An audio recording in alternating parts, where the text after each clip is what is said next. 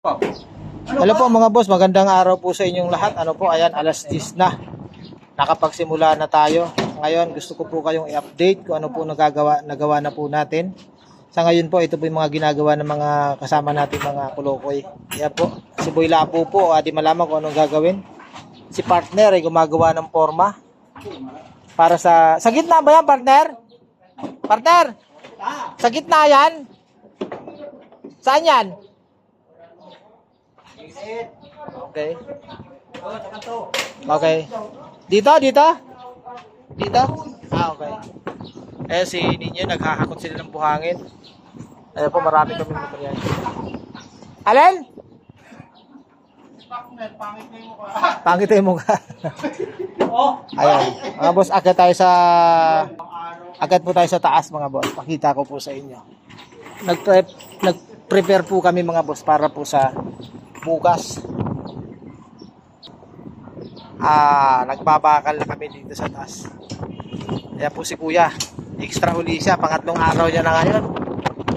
Wala kasi siyang pasok ngayon, kahapon holiday, walang pasok. Kaya po, latag na po tayo ng bakal, pero kulang pa mga boss. Kaya po, lahat po ng bakal po natin, napapansin nyo po, yung sa slab natin, naka-eskwala po lahat yan mga boss. Ayan. Ano po, tapos yung panggitna natin, ayan, nakailalim po yan dyan sa biga. Ayan o. Pangibabaw, double layer po tayo ng bakal. Ang pagitan po niyan mga boss, mula doon papunta rito, 40 ang nilagay natin. Pag pinatungan natin yan, magiging 20 na lang yan mga boss. Ano po, ayan. Ay para ano, medyo mainit na po. Para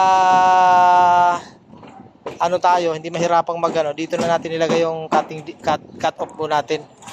Dito na tayo nagka-cutting sa taas, mga boss. Ayan. Ayan po. Siding na lang po ang kulang nito.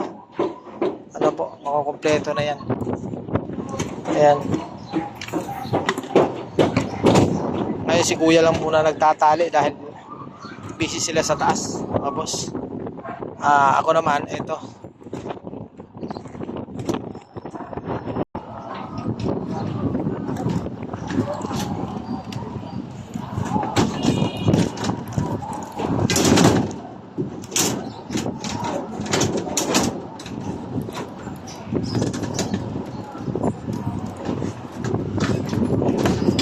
Stop mo.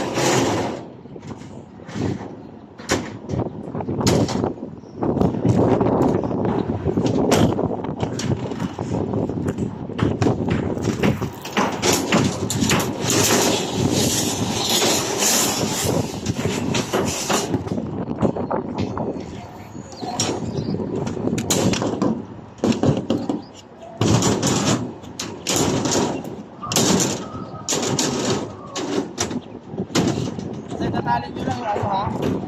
Natin nyo lang